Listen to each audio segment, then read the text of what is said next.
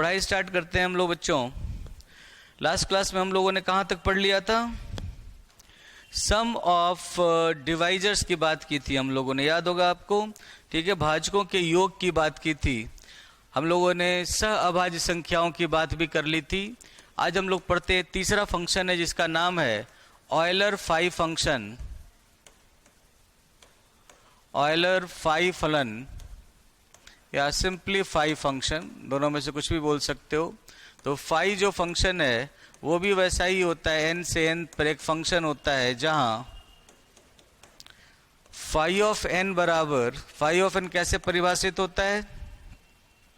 Phi of n परिभाषित होता है n से छोटी या बराबर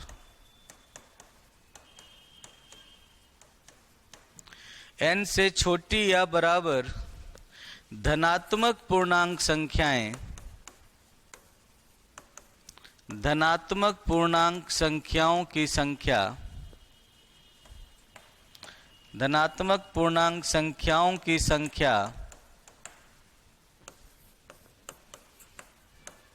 जो n के साथ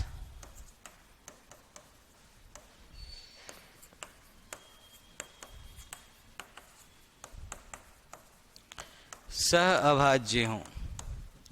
The number of positive integers less than equal to n, the number of positive integers less than equal to n, the number of positive integers less than equal to n, which are the number of positive integers less than or equal to n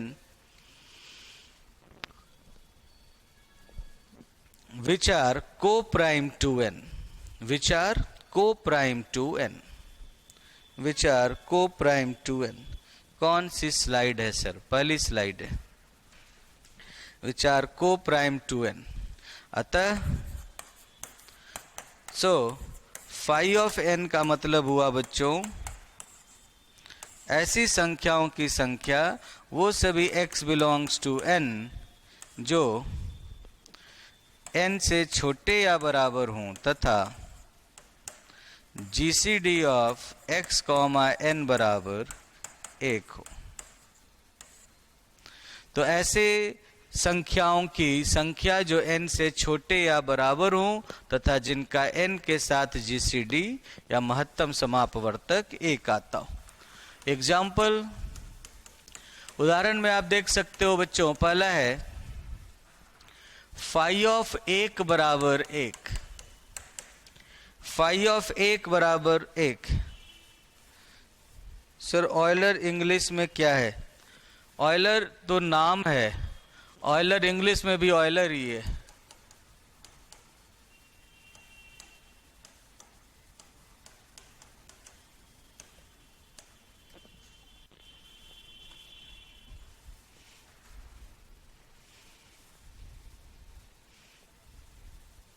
Euler English में भी Euler ही है ना। जैसे phi of 1 बराबर 1 होता है। Phi of 2 जब आप निकालते हो तो 2 से छोटी या बराबर जो 2 के साथ सह अभाज्य है, एक ही नंबर है। 2 के बराबर कैसे देखते हैं? जैसे मैं एक बार लिख देता हूँ, फाई ऑफ 3 आप देखोगे तो फाई ऑफ 3 आपको 2 मिलेगा। फाई ऑफ 4 देखोगे तो फाई ऑफ 4 भी आपको 2 मिलेगा।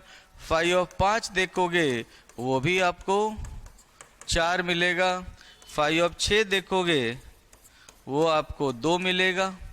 फाई ऑफ 7 देखोगे वो आपको 6 मिलेगा। फाई ऑफ 8 देखोगे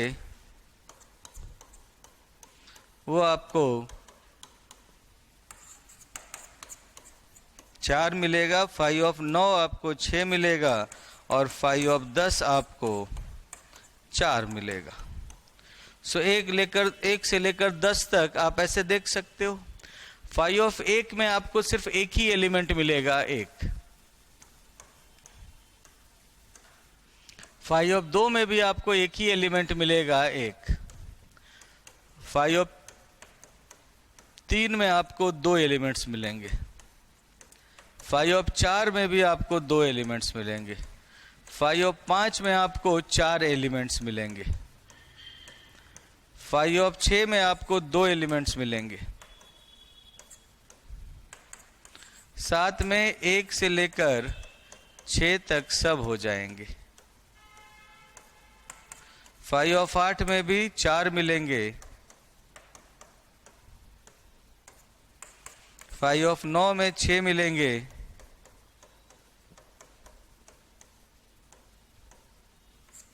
और 5 ऑफ 10 में आपको 4 मिलेंगे।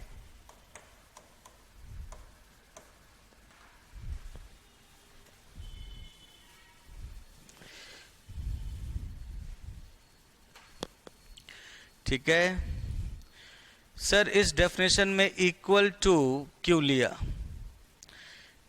इस डेफिनेशन में इक्वल टू 1 के कारण लिया, जबकि कोई नंबर खुद के साथ को प्राइम क्यों होगा? होता है, एक जो है वो एक के साथ को प्राइम होता है, और उस 1 के कारण ही हम लोगों ने 1 लिया। अगर इक्वल टू नहीं लेते तो 5 ऑफ 1 इक्वल्स टू 1 कभी नहीं आ पाता है ना, क्योंकि 1 से छोटा कोई पॉजिटिव इंटीजर तो होता ही नहीं, तो आपको 1 तो लेना पड़ेगा। समझ गए? इसीलिए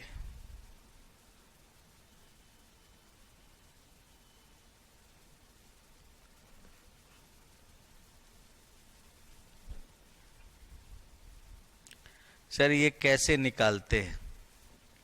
देखो, इनमें से कोई भी नंबर आप उठा लो। कौन सा नंबर उठाऊं मैं, बताओ आप? नोट्स अपलोड करवा दो सर जी। तो ठीक है, मैं बोलूंगा उनको, वो कर देंगे। उनको बोल के करवाता हूँ, ऑफिस वाले कर देंगे। ठीक है, एक बार स्टेटमेंट क्लियर करो दोबारा प्लीज।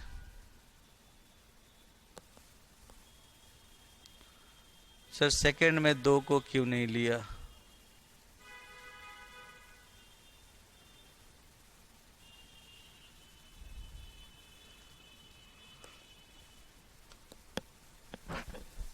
देखो, समझो इस चीज को। n से छोटे या बराबर, आपको n से छोटे या बराबर पॉजिटिव इंटीजर्स लेना है। n क्या है? Positive integer. और कैसा है? n से छोटा या बराबर। तो आपको जब भी किसी नंबर को उठाना है, जैसे मान लो आप इसमें से, मान लो किस नंबर को उठाओ, 9 को उठा लेता हूं मैं। मान लो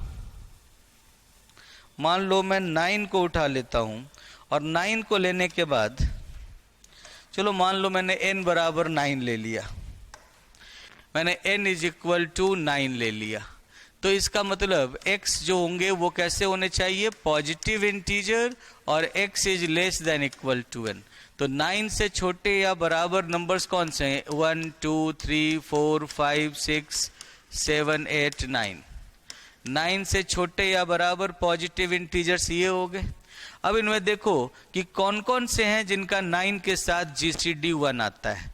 अब देखो, GCD of 1, 9 equals to 1, GCD of 2, 9 is equal to 1, GCD of 3, 9 is not equals to 3, not equal to 1, GCD of 4, 9 is equal to 1, GCD of 5, 9 is equal to 1, GCD of 6, 9 is equal to 3, not equal to 1, GCD of 7, 9 is equal to 1, GCD of 8, 9 is equal to 1, GCD of 9, 9 is equal to 9, not equal to 1।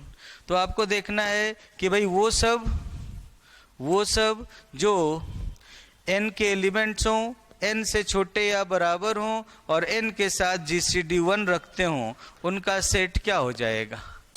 इसीलिए 5 of 9 बराबर इस set में जितने elements हैं जिनका 9 के साथ GCD 1 है, कौन कौन से? 1 का, 2 का, 4 का, 5 का, 7 का, 8 का।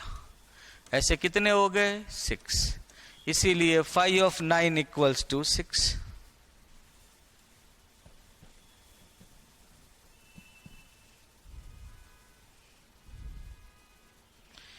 समझ में आया कुछ?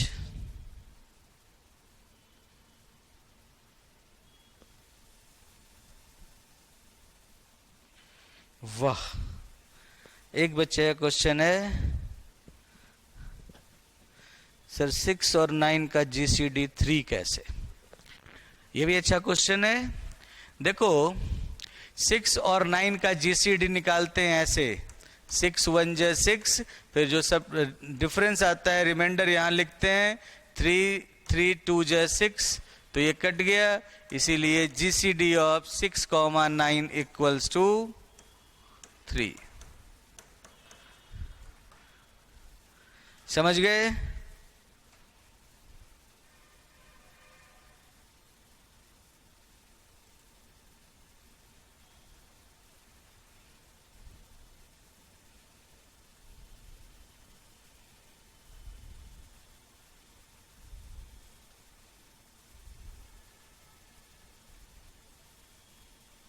सर 9 क्यों नहीं लिया? वो भी तो इक्वल टू 9 है। 9 और 9 का GCD 9 होता है, इक्वल टू 1 नहीं है ना। हमें तो इक्वल टू 1 चाहिए, जो भी इक्वल टू 1 नहीं है उसको नहीं लेना है। डेफिनेशन में थोड़ी कह रहा है इक्वल टू 9, डेफिनेशन कह रहा है इक्वल टू 1 होने चाहिए। जिनका n के साथ GCD 1 होगा वही तो n के साथ को प्राइम होंगे, वही तो n के साथ सह अभाज्य संख्याएं होंगी। समझ गए? तो 9 कैसे ले सकते हो?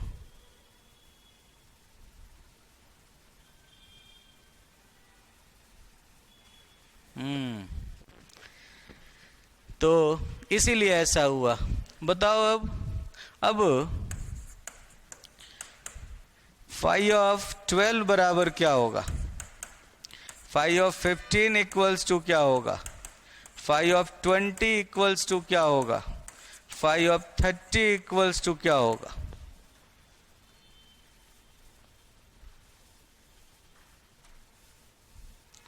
प्लीज सर 5 ऑफ 2 बताना।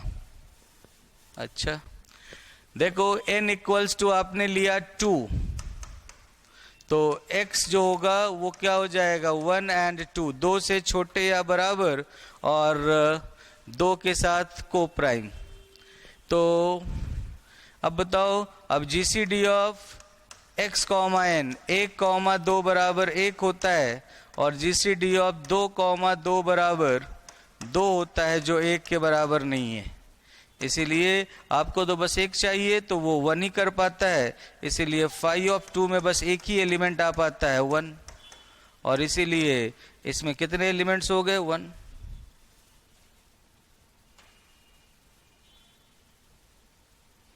क्या चाहते हो sir? 5 of 4, 5 of 12 equals to 4, 15 का 8, सही है सर। 5 ऑफ 4, 12 का 5, 5 कभी नहीं हो सकता बच्चे, 4 8 8 8।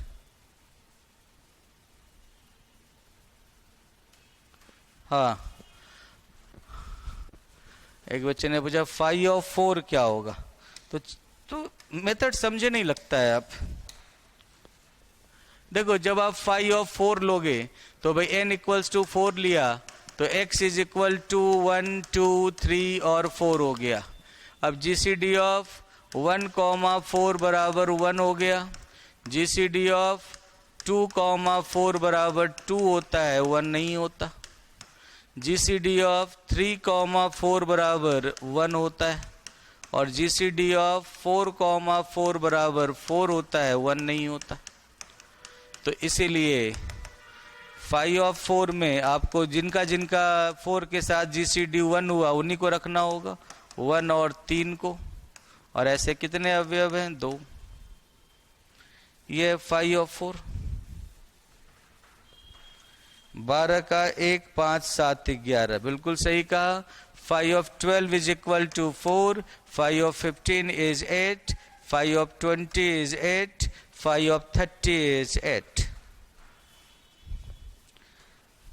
30 का 8 बिल्कुल सही है। तो 4 8 8 8 समझ गए आप लोग। 5 of 12, 5 of 12 में आपको मिलता है, इन सभी अवयव मिलते हैं जो 1 5 7 और 11। 5 of 15 में मिलता है 1 2 4 7 8 11 13 14। 1 2 4 7 8 11 13 14। 5 of 20 में आपको मिलता है, 5 of 20 में आपको मिलता है 1 3 7 9 11 13 17 और 19। 5 of 20 में आपको मिलता है 1 3 7 9 11 13 17 और 19। 5 of 30 में आपको मिलता है 1 7 11 13 17 19 23 29।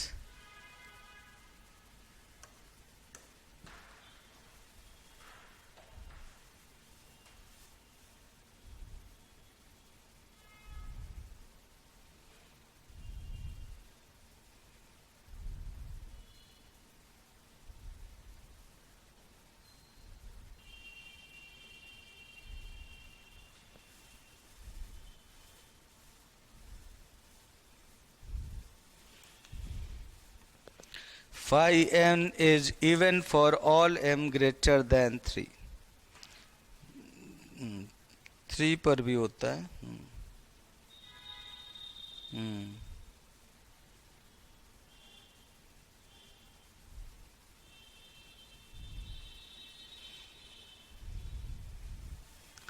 फर्स्ट और लास्ट को ऐड करने पर भी, फर्स्ट और लास्ट को ऐड करने पर भी, फर्स्ट और लास्ट को ऐड करने पर भी, है ना, ये दोनों बराबर हो जाते हैं।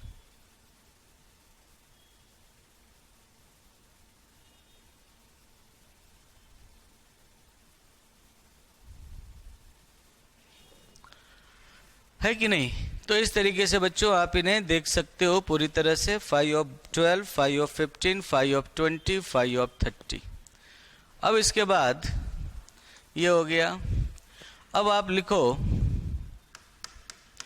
कि यदि p एक अभाज्य संख्या है, यदि p एक अभाज्य संख्या है,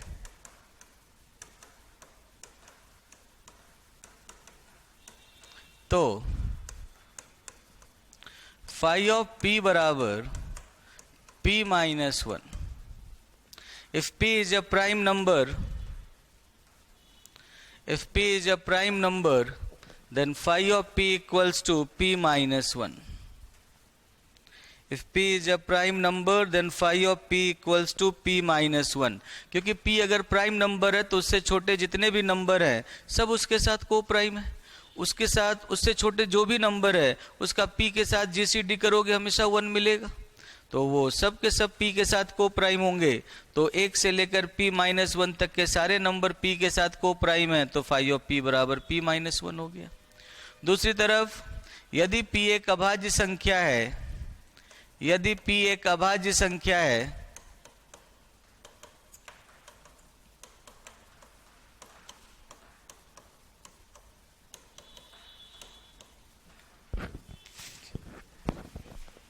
यदि p एक अभाज्य संख्या है तो phi of p की पावर k बराबर, यदि p एक अभाज्य संख्या है तो phi of p की पावर k बराबर p की पावर k माइनस p की पावर k माइनस 1।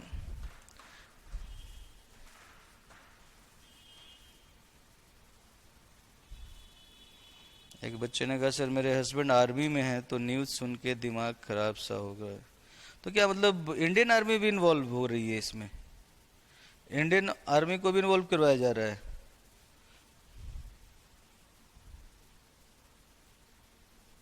अभी तक तो नहीं ना। इंडिया तो सच में पजल्ड है अभी।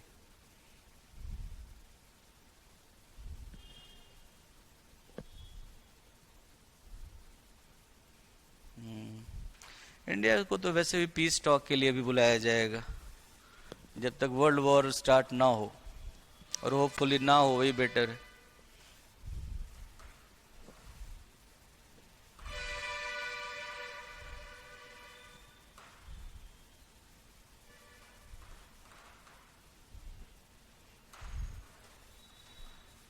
हम्म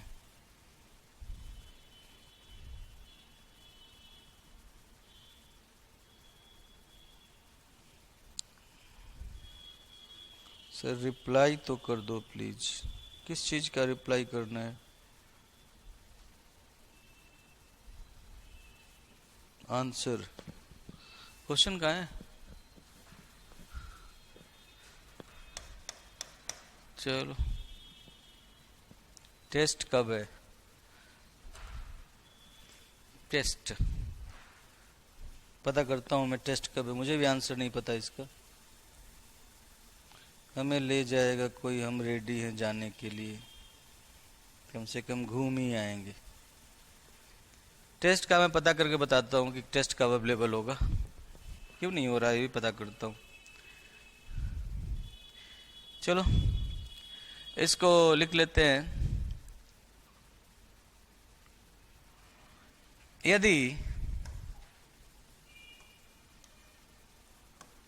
यदि m तथा n, अब यदि GCD of m comma n बराबर 1 हो, यदि GCD of m comma n बराबर 1 हो तो phi of m into n बराबर phi of m into phi of n होता है।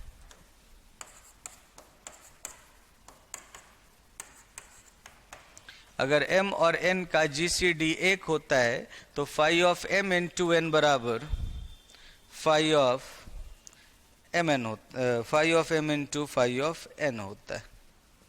समझ गए?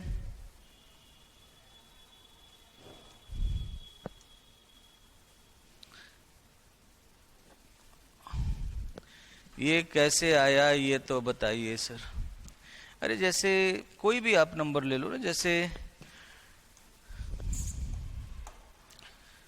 आप अगर नंबर लेते हो फाइव ऑफ 10, फाइव ऑफ कोई भी प्राइम, फाइव ऑफ 7, तो 1 से लेकर 6 तक फाइव ऑफ 7 के दो ही डिवाइजर है, एक 1 और दूसरा 7। अब जो भी 7 से छोटा है उसका कोई फैक्टर 1 तो हो नहीं सकता, 7 तो हो नहीं सकता, तो मतलब सबसे बड़ा कॉमन डिवाइजर तो 1 ही होगा। इसलिए फाइव ऑफ 7 हमेशा 6 होगा, क्योंकि जो भी नंबर आपको 7 तक के नंबर चाहिए, 1 से 7 तक के नंबर आपको देखने होते हैं जिनका GCD 7 के साथ 1 है। तो आप देखो कि भाई जितने भी 7 से छोटे नंबर्स हैं उनका फैक्टर कभी 7 नहीं हो सकता। किसी नंबर का फैक्टर, भाजक उस नंबर से बड़ा तो नहीं हो सकता। तो इस कारण से आपको देखना होगा कि भाई 7 से छोटे जो नंबर्स हैं उनमें और 7 में सबसे बड़ा कॉमन डिवाइजर भी एक ही होगा, 1 होगा। इसका मतलब GCD 1 होगा, और GCD 1 होने का मतलब है कि वो को प्राइम होंगे। तो 6 के 6 हो गए। समझ गए? Please back. लिखा नहीं तो ये 6 के 6 हो गए।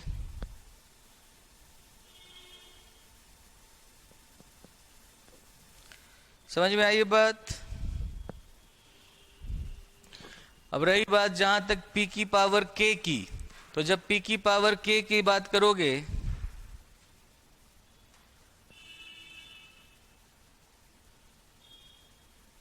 सर एक स्लाइड बैक कर दो। बैक ही कर दिया है। ये तीसरी स्लाइड है और ये अभी चौथी स्लाइड मैंने डाली, ठीक है। और अगर आपको p की पावर k का देखना है तो जैसे p की पावर k में कौन कौन से ऐसे नंबर है जिनका p की पावर k के साथ जीसीडी। p की पावर k के डिवाइजर कौन से होते हैं? p की पावर k के डिवाइजर्स होते हैं 1p, p square, p cube से लेकर p raise to power k तक, ये सब इसके डिवाइजर है। तो जो भी नंबर p से डिवाइड हो जाएगा उसका जीसीडी कम से कम p होगा, और आपको चाहिए जीसीडी 1। तो 1 से लेकर p raise to power k तक में कितने ऐसे नंबर हैं जो p से डिवाइड होते हैं? 1 से लेकर p raise to power k तक में कितने ऐसे नंबर हैं जो p से डिवाइड होते हैं? वो होंगे p raise to power k upon p, which is p raise to power k minus 1। ठीक है, जैसे मैं आपसे पूछूं कि 1 से लेकर 100 तक कितने ऐसे नंबर हैं जो 5 से डिवाइड होते हैं, तो आप कहोगे ना 1 से लेकर, सर p9 लेने पर, 9 प्राइम नंबर नहीं है भाई, 9 is not a prime number, तो p9 कैसे ले लोगे? ठीक है, और p raise to power k upon p बराबर p raise to power k minus 1। 1 से लेकर p raise to power k तक में इतने ऐसे नंबर हैं जो p से डिविजिबल हैं। इसका मतलब GCD p raise to power k के साथ इतने नंबर्स का कम से कम p आएगा, मतलब 1 नहीं आ पाएगा। तो इतने का नहीं आ पाएगा, बाकी सब का p के साथ, p raise to power k के साथ जीसीडी 1 आएगा। इसीलिए टोटल में से इतने को सब्ट्रैक्ट कर दिया तो उतने नंबर्स आपको मिल जाएंगे जिनका p raise to power k के साथ जीसीडी 1 आएगा। समझ में आई बात?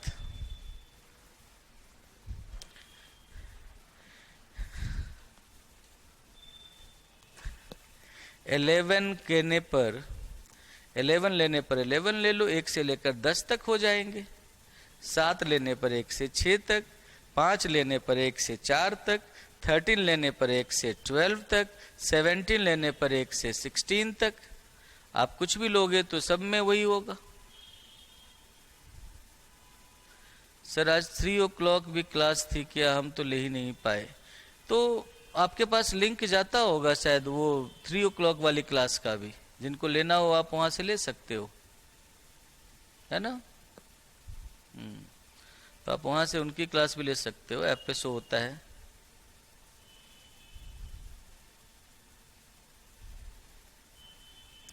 आगे बढ़े बच्चों।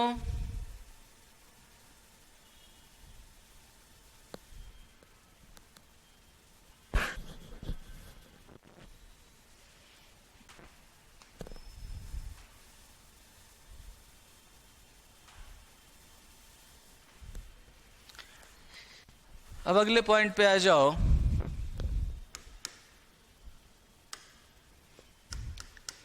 यदि n बराबर p1 की पावर अल्फा 1, p2 की power alpha 2 dot dot dot pk की पावर अल्फा k हो, यदि n बराबर p1 raise to power alpha 1, p2 raise to power alpha 2 dot dot dot pk raise to power alpha k हो, तो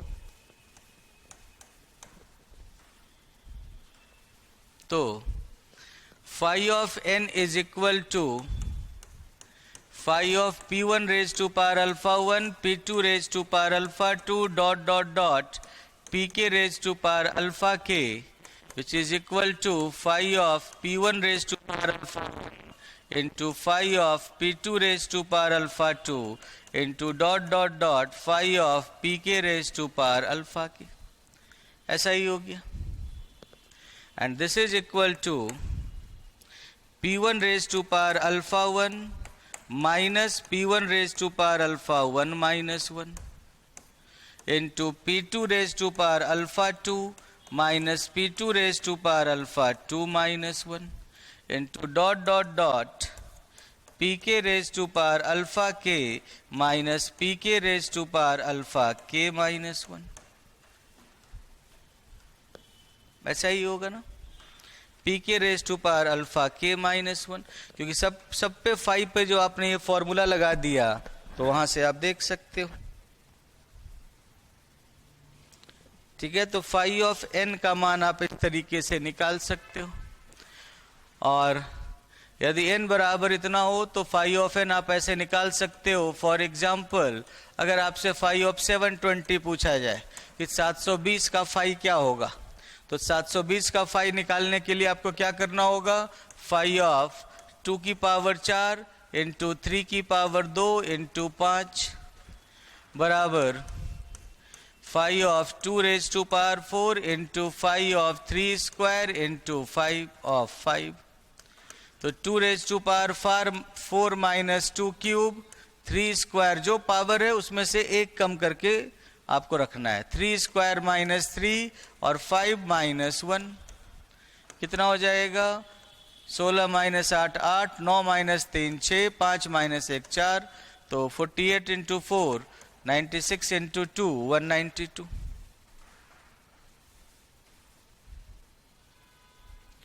कैसे हुआ sir, ये देखा ना आपने। देखो आप जानते हो कि फंडामेंटल थ्योरम ऑफ अरिथमेटिक से हर n को आप p1 raise to power alpha 1, p2 raise to power alpha 2 into pk raise to power alpha k के फॉर्म में लिख सकते हो, है ना। हर n का आप भाज्य गुणनखंड कर सकते हो जो एक से बड़ा है।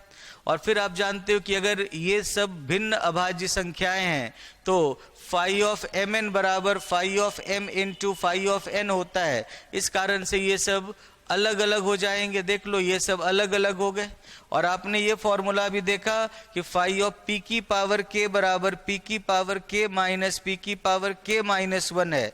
तो यहाँ पर आप देख सकते हो कि फाई ऑफ P1 की पावर अल्फा 1 बराबर P1 की पावर अल्फा 1 माइनस P1 की माइनस 1 हो जाएगा, जो फॉर्मूला P की पावर के वाला था। फाई ऑफ P2 की पावर अल्फा 2 बराबर P2 की पावर अल्फा 2 माइनस P2 की पावर अल्फा 2 माइनस 1, जो पावर उससे एक कम कर दिया और इससे घटा दिया। Dot dot dot phi of PK की पावर अल्फा के बराबर PK की पावर अल्फा के माइनस PK की पावर अल्फा के माइनस 1 हो गया। समझ में आई बात।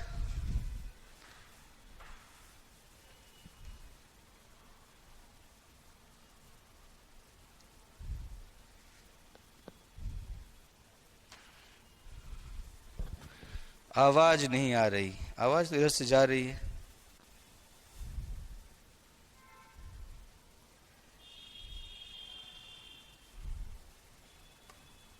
सर फॉर्मूला को और भी सिंप्लीफाई कर सकते हैं, इजी रहेगा।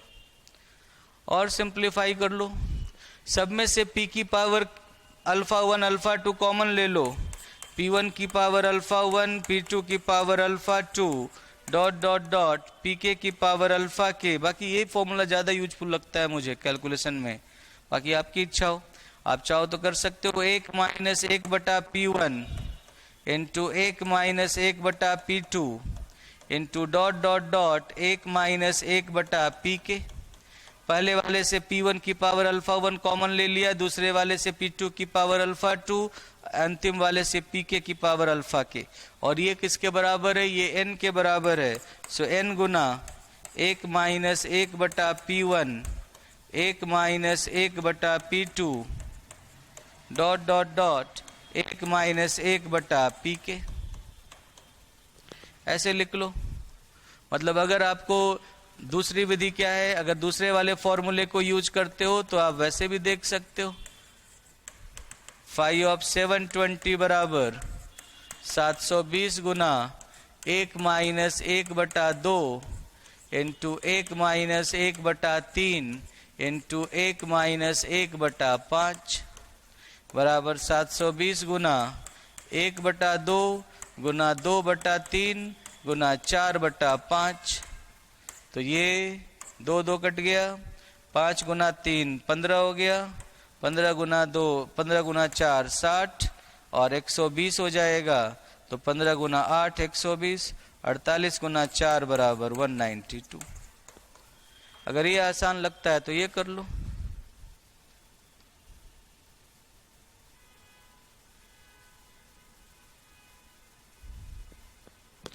सर कोर्स लगता है आप लोग मुझसे चैट कर रहे हो, क्या कर रहे हो आप? सर कब एग्जाम होगा, कब कोर्स होगा, कब क्या होगा? मैं आपको पढ़ा रहा हूँ और पढ़ा रहा हूँ तो एक टॉपिक पढ़ा रहा हूँ, आप लोग इस बात को समझते ही नहीं हो। पूरी कॉन्टिन्यूटी ही खत्म हो जाती है। फिर ऐसे लगता है कि बिट्स एंड पीसेज में पढ़ा रहा हूं मैं आपको।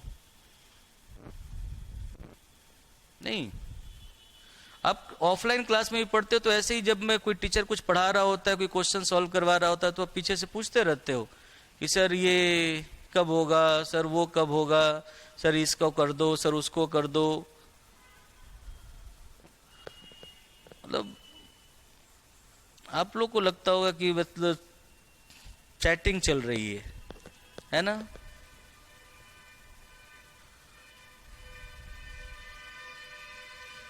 कोर्स होगा आपका अप्रैल तक, अप्रैल में आपका कोर्स हो जाएगा, ठीक है,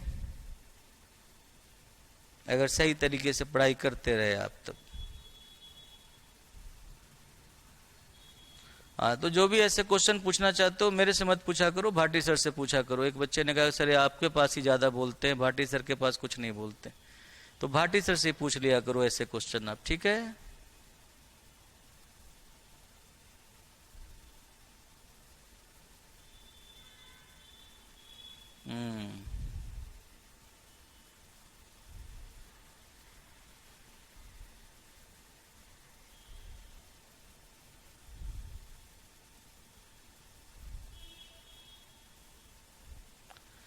सर छोटे नंबर में तो कौन कौन से को प्राइम होंगे समझ आ गया, बड़े नंबर में सिर्फ कितने होंगे यही पता लग पाएगा क्या? आपके पास टाइम हो तो आप एक एक करके वो भी पता कर सकते हो, बट जरूरत नहीं है, ठीक है। जितने की जरूरत है उतना ही पता चल जाता है इसमें, समझ गए? सर एग्जाम में क्वेश्चन कैसे आएंगे? मैं बताऊंगा एग्जाम में क्वेश्चन कैसे आएंगे। अभी एग्जाम के लिए हर बार पूरा कोर्स, मतलब पूरा टॉपिक पढ़ाने के बाद आपको एग्जाम के क्वेश्चन के दर्शन करवाता हूँगा कि भाई एग्जाम में ऐसे ऐसे क्वेश्चन आते हैं, तो आप देखना कि कैसे क्वेश्चन आते हैं इससे एग्जाम में, ठीक है ना। आगे बढ़ूं मैं?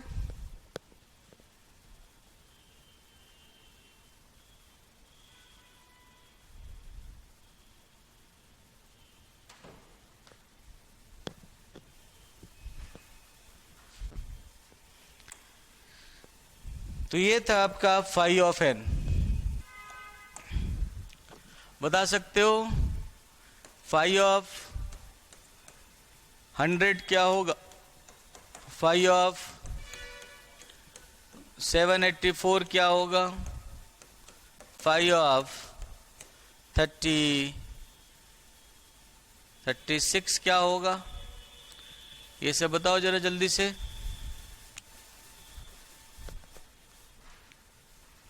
100 का 40, अच्छा सही है।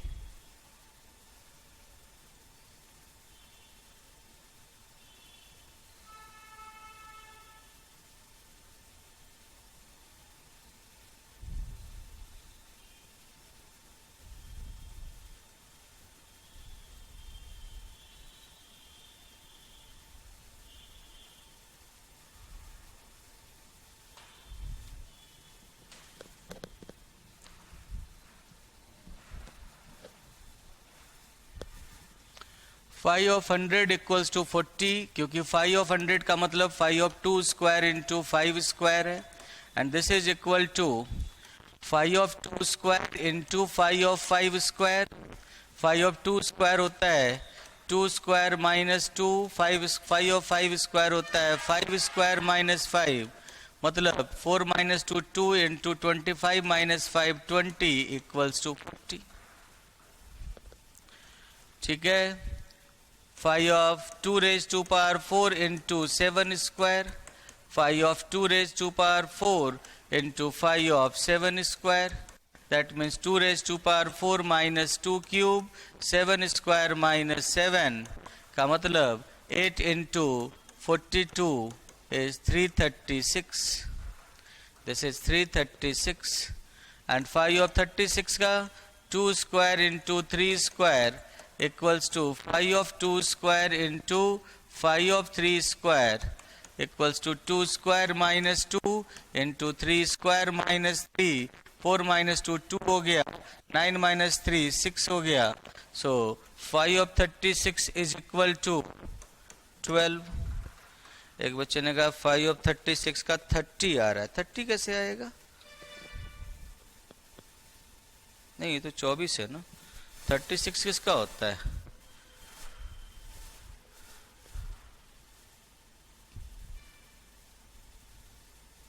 हाँ यही तो है, 12 भी तो आएगा।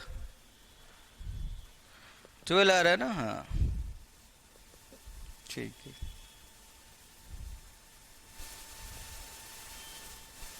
तो ये हुआ फाई ऑफ एन। तो आप किसी भी नंबर का फाई आप इस तरीके से निकाल सकते हो। तो ये तो बच्चों आपने अरिथमेटिक फंक्शन देख लिया। अब अरिथमेटिक फंक्शन के बाद हम लोग आते हैं पढ़ने के लिए सेट के बारे में और रिलेशन के बारे में। तो आप सब ने सेट और रिलेशन के बारे में सुन रखा होगा, पढ़ रखा होगा कभी ना कभी कि रिलेशन किसे कहते हैं। तो जो संबंध होता है, रिलेशन होता है, वो क्या होता है? किसी भी सेट पर जब आप किसी रिलेशन को परिभाषित करते हो तो इसका मतलब ये होता है कि भाई वो उस सेट के कार्तीय गुणन का, कार्टेशियन प्रोडक्ट का एक सबसेट होता है। ये सब आपने रिलेशन में पढ़ा होगा या फिर आप सेट और रिलेशन का वीडियो एक बार देख सकते हो कि रिलेशन का बेसिक, कि भाई रिलेशन किसे कहते हैं, रिफ्लेक्सिव रिलेशन, स्वतुल्य संबंध क्या होता है, सममित संबंध क्या होता है और संक्रामक संबंध क्या होता है। ये रिलेशन क्या होते हैं? स्वतुल्य, सममित और संक्रामक, ये आपने नाम सुन रखा होगा, है ना, कि रिफ्लेक्सिव, सिमेट्रिक और ट्रांजिटिव रिलेशन। तो हम लोग बात करते हैं रिलेशन की, संबंध की, कि भाई रिलेशन या संबंध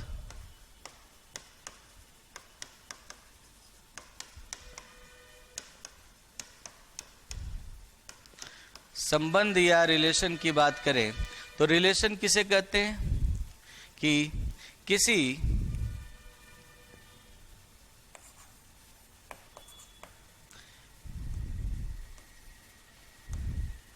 रिलेशन की माना कि S एक समुच्चय है, let S be a set, तथा R S क्रॉस S का एक उप समुच्चय, R is a subset of S cross S, ठीक है, तथा R is a subset of S cross S। तो R को S पर परिभाषित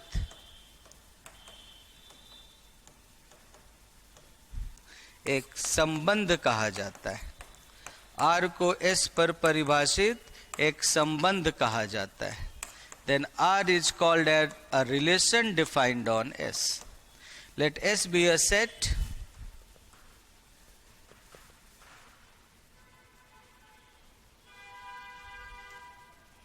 है ना?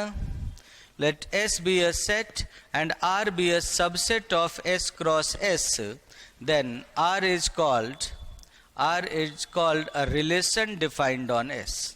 S क्रॉस S का कोई भी सबसेट होगा वो S पर डिफाइंड एक रिलेशन कहलाता है। सो लिख लो, let S be a set and R is a subset of S cross S and R is a subset of S cross S, then R is called a relation defined on S.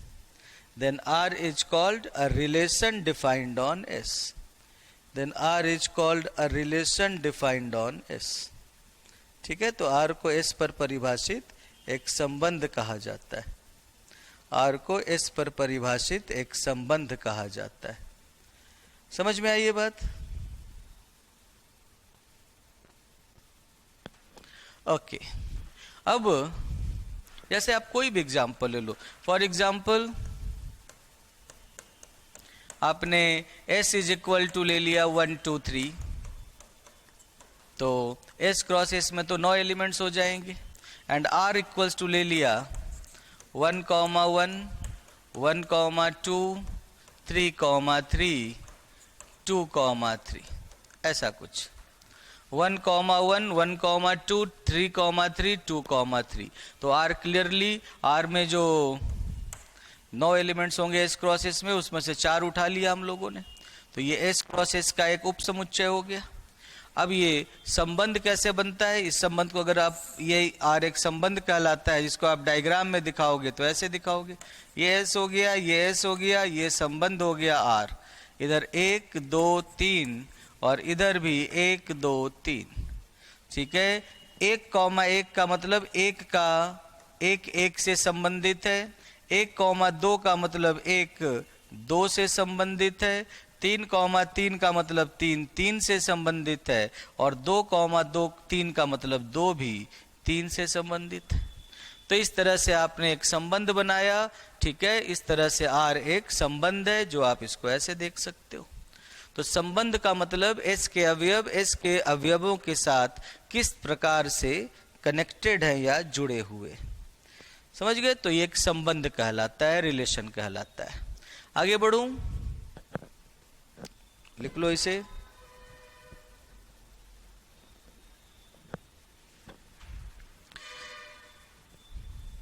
Yes, हो गया। ठीक है, अब देखो संबंध के प्रकार, types of relation.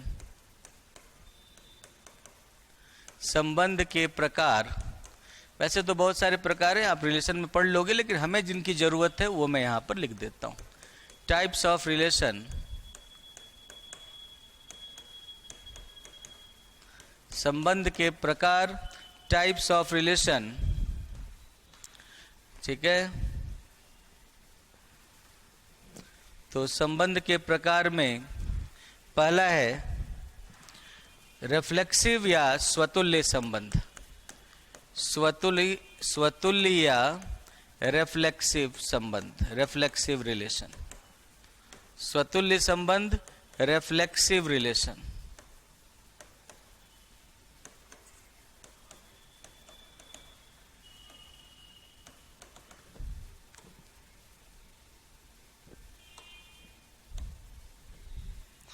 क्या होता है कि for every a belongs to s, a is related to a. इसका मतलब कि ए कॉमा ए जो होना चाहिए आर में होना चाहिए। अगर सेट के सभी एलिमेंट खुद से ही रिलेटेड हों, अगर सेट के सभी एलिमेंट्स खुद से रिलेटेड हों, तो ऐसे रिलेशन को हम लोग रिफ्लेक्सिव रिलेशन या स्वतुल्य संबंध कहते हैं। इसको खुद से संबंधित हो, तो उस संबंध से खुद से संबंधित हो तो स्वतुल्य संबंध या रिफ्लेक्सिव रिलेशन कहलाता है। दूसरा सममित संबंध, सममित संबंध या सिमेट्रिक रिलेशन। सममित संबंध या सिमेट्रिक रिलेशन। तो for every A comma B belongs to S, यदि ए बी से रिलेटेड हो तो बी भी ए से रिलेटेड हो। इस संबंध को हम लोग कहते हैं, अर्थात ए बी से रिलेटेड है तो दिस इंप्लाइज बी ए से रिलेटेड हो। ए कॉमा बी हो एस में तो बी कॉमा ए भी एस में होना चाहिए। ठीक है, ए कॉमा बी अगर एस में हो तो बी कॉमा ए भी एस में होना चाहिए। ऐसे रिलेशन को सममित संबंध या सिमेट्रिक रिलेशन कहते हैं बच्चों। सो ठीक है, for every A comma B belongs to S, if A R b then b R a, if a is related to b then b is related to a. सममित संबंध या symmetric relation. तीसरा होता है संक्रामक संबंध,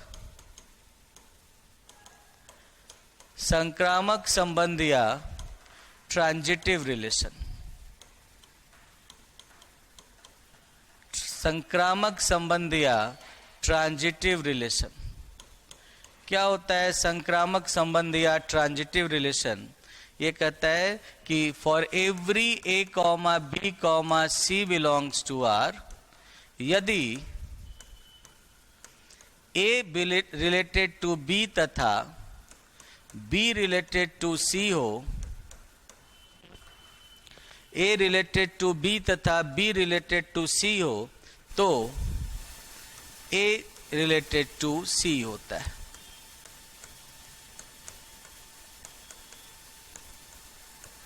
For every a comma b comma c belongs to R, if a are b and b are c हो, ठीक है,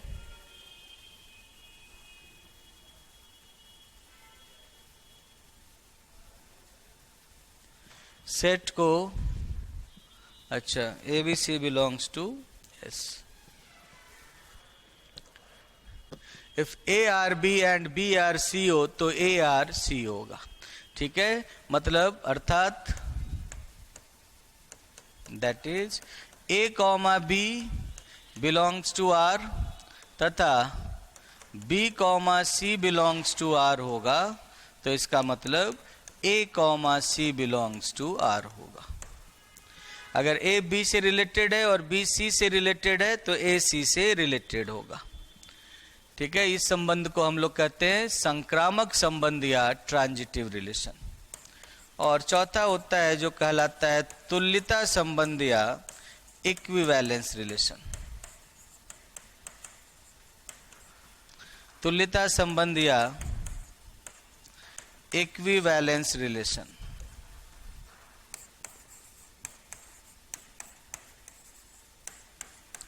तुल्यता संबंध या इक्विवेलेंस रिलेशन तो कहा जाता है कि समुच्चय S पर परिभाषित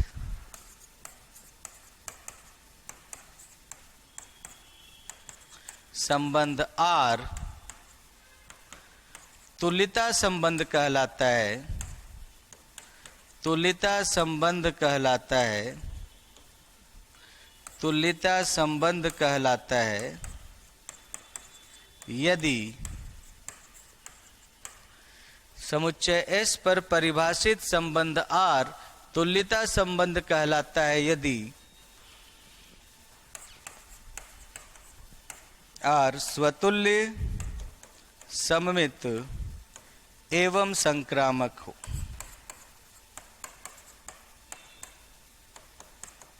संबंध तीनों हो।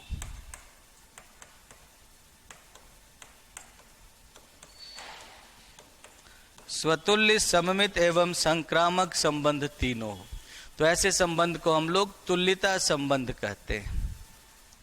लिखो, a relation R defined on a set S, a relation R defined on a set S, a relation R defined on a set S, a relation R defined on a set S is called equivalence relation.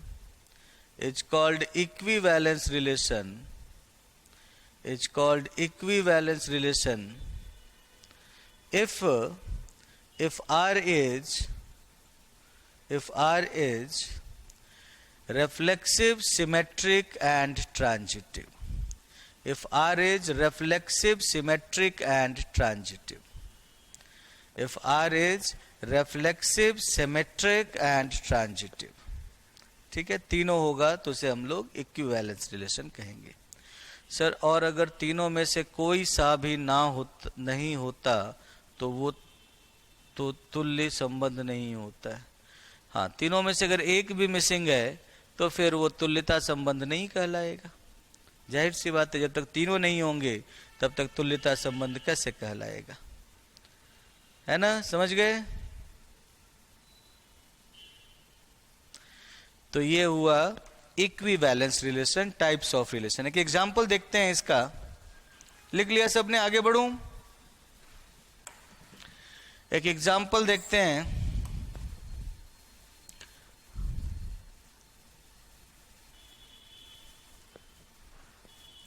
Sir, ये तो भाटी जी sir ने भी अच्छे से कराया था। हाँ, तो मैं भी थोड़ा सा बुरे से ही लेकिन करा देता हूँ ताकि मुझे भी संतोष रहे कि मैंने भी कुछ करा दिया है बच्चों को, है ना? हाँ, क्योंकि मुझे ज़रूरत है करवाने की ना, इसीलिए। अदरवाइज ग्रुप थ्योरी में मुझे नहीं पता कि मतलब कितना किया है आपने, किस कहाँ तक किया है। सर ट्रांजिटिव रिलेशन में बहुत दिक्कत आती है, थोड़ा समझा देना आप भी sir.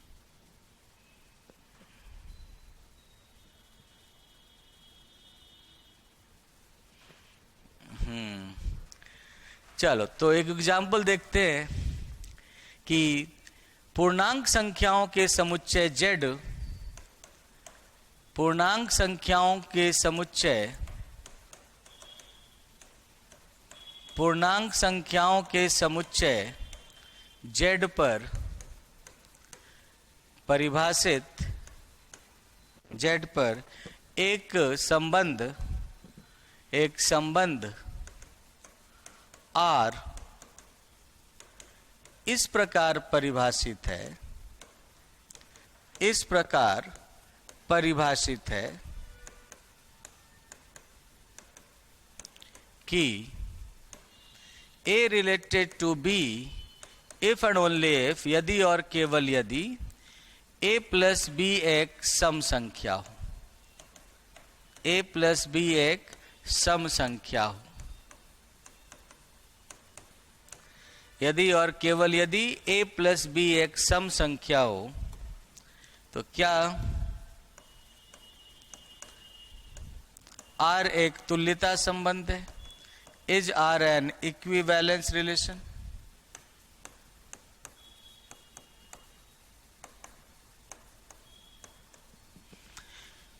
Let R be a relation defined on,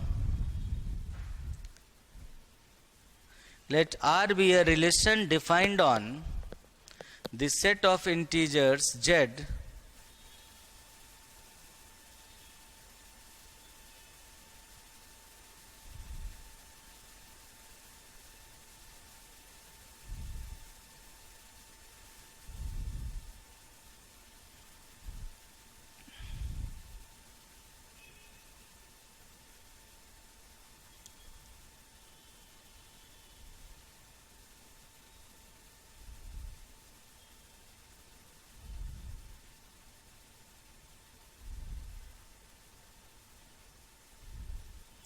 Let R be a relation defined on the set of integers Z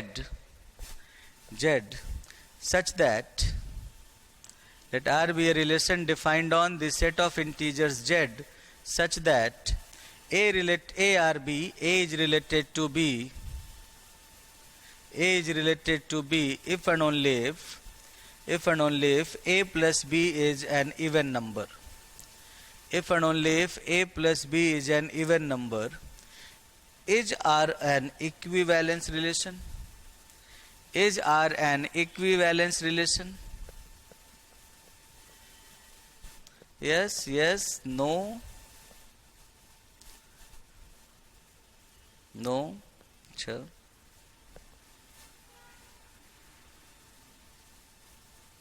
कर लेते हैं।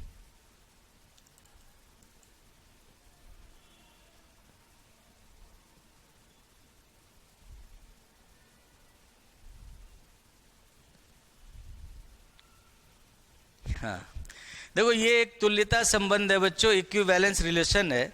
और इसका रीजन ये है, इक्विवेलेंस रिलेशन ये इसलिए है क्योंकि सबसे पहले तो आप देखो रिफ्लेक्सिव है, स्वतुल्य या रिफ्लेक्सिव, स्वतुल्य या रिफ्लेक्सिव ये इसीलिए होता है क्योंकि for every A belongs to S, for every A belongs to S, A plus A जब करते हो तो वो 2A हो जाता है।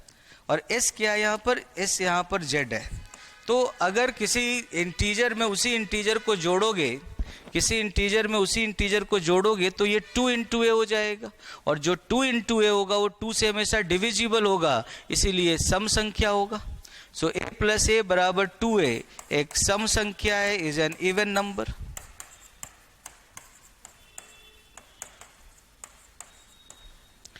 स्वतुल्य या रिफ्लेक्सिव, तो ये रिफ्लेक्सिव रिलेशन है, स्वतुल्य संबंध है। दूसरी बात है कि सममित संबंध, सिमेट्रिक रिलेशन है या नहीं, सममित संबंध या सिमेट्रिक रिलेशन है या नहीं। So for every A, B belongs to Z, for every A comma B belongs to Z, यदि ए बी से संबंधित हो, यदि ए रिलेटेड टू बी हो, तो इसका मतलब ए प्लस बी एक सम संख्या है, a plus b is an even number, a plus b is an even number. और आप जानते हो जो ए प्लस बी होता है वही बी प्लस ए होता है, ऐड करने में ऑर्डर मैटर नहीं करता, हम लोग कहते हैं एडिशन इज कॉम्यूटेटिव, ठीक है। जो योग होता है वो क्रम विनिमय होता है, तो ए प्लस बी कहो या बी प्लस ए कहो बात एक ही है। तो बी प्लस बी ए भी एक सम संख्या हो गया, B plus A is an even number, और बी प्लस ए सम संख्या होते ही बी रिलेटेड टू ए हो जाएगा, बी रिलेटेड टू ए हो गया।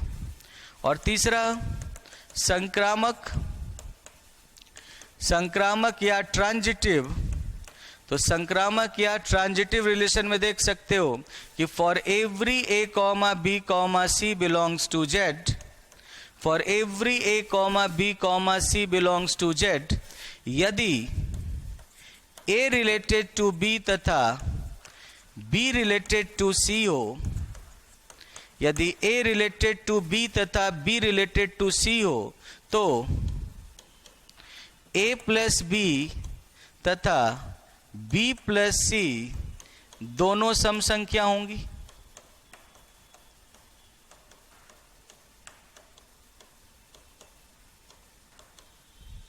यदि ए रिलेटेड टू बी तथा बी रिलेटेड टू सी हो, तो ए प्लस बी तथा बी प्लस सी दोनों ही सम संख्या होंगी।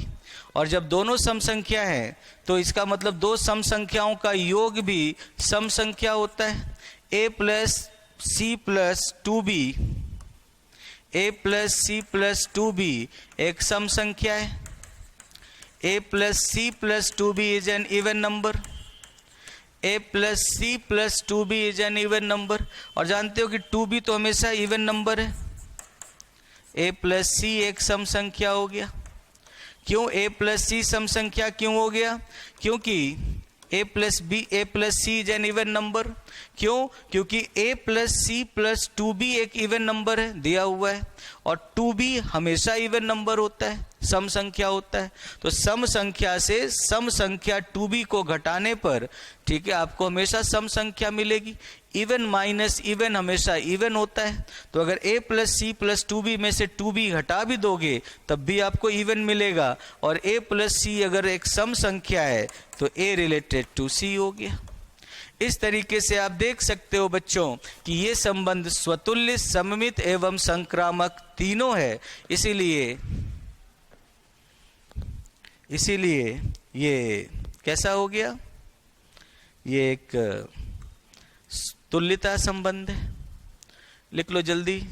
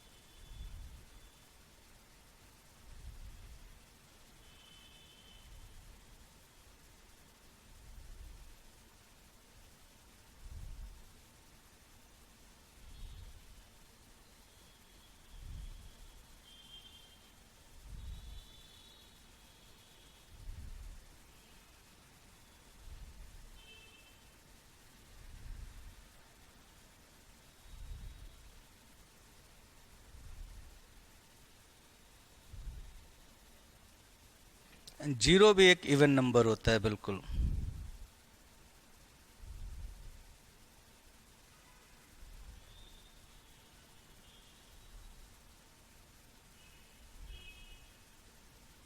सर a बराबर 3, b बराबर 2 और c बराबर 1 लेकर देखो। देखो a प्लस बी ही सम संख्या नहीं है। जब a और b रिलेटेड नहीं है, b और c रिलेटेड नहीं है, तो a और c रिलेटेड होंगे तब भी क्या फर्क पड़ता है?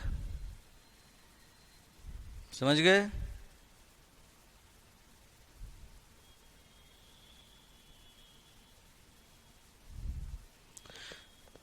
जीरो ऑड भी हो सकता है। ये कब से होने लगा? जीरो ऑड कब से होने लगा? जीरो एक इवन नंबर है हमेशा, जीरो ऑड कभी नहीं हो सकता। सर लास्ट वाला फिर से बताना प्लीज। देखो, अगर ए बी से रिलेटेड हो और बी सी से रिलेटेड हो, ये नहीं कहता है कि भाई ए बी से रिलेटेड ना हो और बी सी से रिलेटेड ना हो तो क्या होगा, उससे से कोई मतलब नहीं है। संक्रामक संबंध कहता है कि अगर ये दोनों हो जाएं तब तीसरे की बात करो। तो यदि ए बी से रिलेटेड हो और बी सी से रिलेटेड हो, ठीक है, यदि ए बी से रिलेटेड हो और बी सी से रिलेटेड हो, तो आपको दिखाना है कि ए सी से रिलेटेड होगा। अब ये दिखाने के लिए ए बी से रिलेटेड होने का मतलब ये हुआ, क्योंकि जो इस आर की परिभाषा है उसके अकॉर्डिंग ए बी से रिलेटेड होने का मतलब हुआ कि ए प्लस बी एक सम संख्या है। बी सी से रिलेटेड होने का मतलब हुआ कि बी प्लस सी एक सम संख्या है। तो a प्लस बी एक सम संख्या है, b प्लस सी एक सम संख्या है, और दो सम संख्याओं का योग भी एक सम संख्या होता है। तो a प्लस, इन दोनों को जोड़ दिया तो a plus c plus 2b भी एक सम संख्या है। दो सम संख्याओं का योग एक सम संख्या होता है, ये आप जानते हो। तो इस कारण से a plus c plus 2b एक सम संख्या है। अब a plus c plus 2b एक सम संख्या है, और यहां पर आप देख सकते हो कि 2b हमेशा सम संख्या होगा। सम संख्या किसे कहते हैं? जो 2 से विभाजित होता हो। तो 2b हमेशा एक सम संख्या है, क्योंकि 2b 2 से हमेशा विभाजित होता है। तो किसी सम संख्या a plus c plus 2b किसी सम संख्या से किसी सम संख्या को घटाने पर आपको हमेशा ही सम संख्या मिलती है। इस कारण से a प्लस सी भी एक सम संख्या है, और अगर a प्लस सी एक सम संख्या है तो a रिलेटेड टू c होगा। समझ गए? इसीलिए a रिलेटेड टू c होगा। सर नेगेटिव भी ले सकते हैं क्या? बिल्कुल ले सकते हो आप नेगेटिव, नेगेटिव लेने में कोई दिक्कत नहीं है, ठीक है। और जीरो हमेशा ही एक सम संख्या होती है, जीरो कभी विषम संख्या नहीं हो सकती, ठीक है। क्यों जीरो सम संख्या क्यों होती है? क्योंकि जीरो को जब आप 2 से भाग देते हो तो जीरो बराबर 2 गुना जीरो जोड़ जीरो, और अगर शेषफल जीरो हो जाए तो इसका मतलब 2 जीरो को पूर्णतः विभाजित करता है। 2 जीरो को पूर्णतः विभाजित करता है तो जीरो एक सम संख्या है। इसमें विषम कब हो सकता है? जीरो विषम तब होगा जब शेषफल 1 मिले। अब जीरो को 2 से भाग देने पर शेषफल 1 तो कभी नहीं मिल सकता, तो विषम संख्या कैसे हो सकता है? 2 जीरो।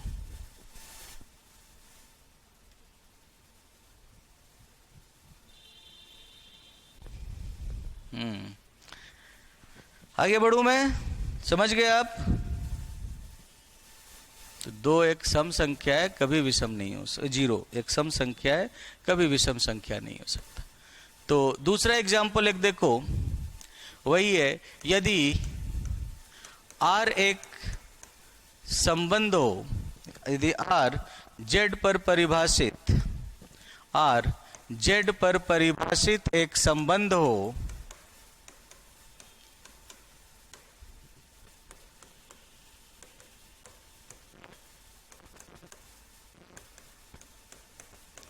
यदि R Z पर परिभाषित एक संबंध हो जहां,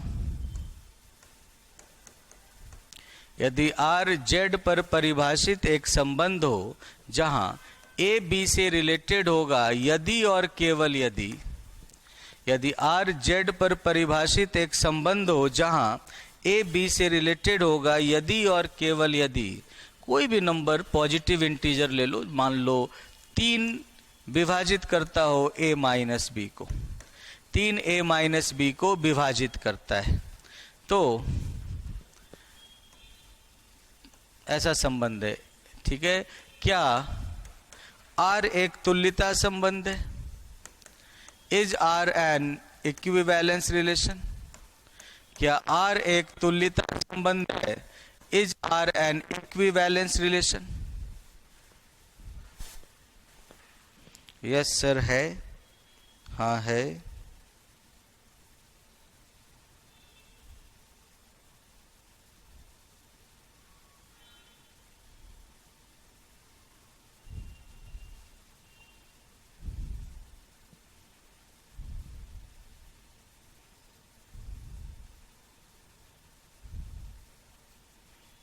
बिल्कुल सही बोल रहे हो, एक बच्चे ने नहीं कहा, बाकी सबने यस कहा, क्योंकि ये तुल्यता संबंध है। आप देख सकते हो बच्चों, पहला आप जैसे रिफ्लेक्सिव देखो, स्वतुल्य है कि नहीं, स्वतुल्य है कि नहीं। इफ आर इज इंग्लिश में लिख लिया ना आपने, if R is a relation defined on Z such that, if R is a relation defined on Z, if R is a relation defined on Z such that, if R is a relation defined on Z such that A is related to B, A is related to B if and only if 3 divides A minus B. Is R an equivalence relation? Is R an equivalence relation? तो पहला देखो स्वतुल्य, स्वतुल्य का मतलब reflexive, तो क्या ये relation reflexive है? तो आप देख सकते हो बच्चों कि चूंकि for every a belongs to z, a minus a equals to 0 and 3 divides 0, तथा 3 0 को विभाजित करता है, इसीलिए 3 जो है वो a माइनस a को विभाजित करता है for every a belongs to z। अतः हर a से रिलेटेड होगा, क्योंकि a माइनस a बराबर 0 होता है और 0 हमेशा 3 से विभाजित होता है, तो इसी कारण से ये स्वतुल्य संबंध है, रिफ्लेक्सिव रिलेशन है। दूसरा, सममित संबंध है या नहीं, सिमेट्रिक रिलेशन है या नहीं।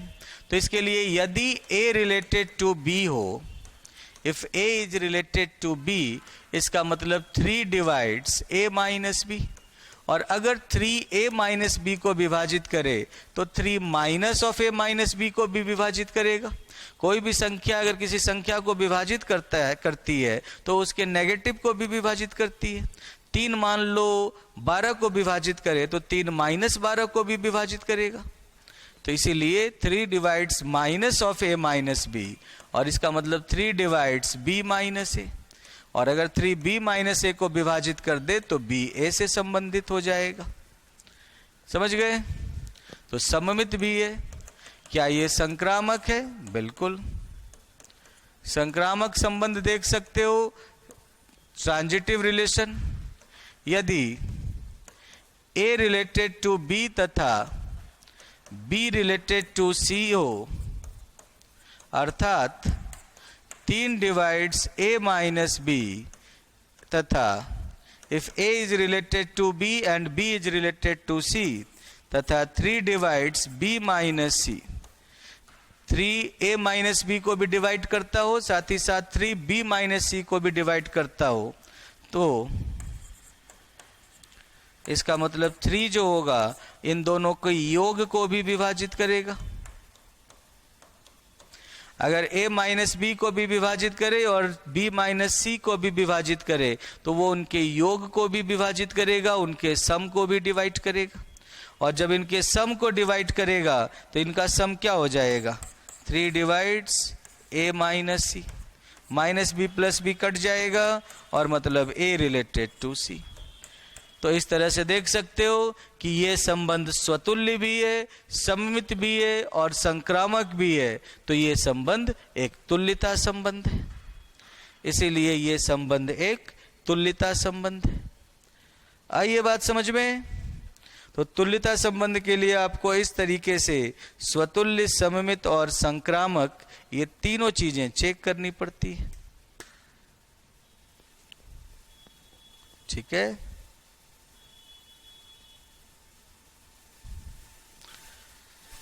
ओके बच्चों, तो ये हुआ आज के लिए। फिर थोड़ी देर का ब्रेक ले लो आप, उसके बाद फिर हम लोग ओंकार सर की नेक्स्ट क्लास हो जाएगी। ओके,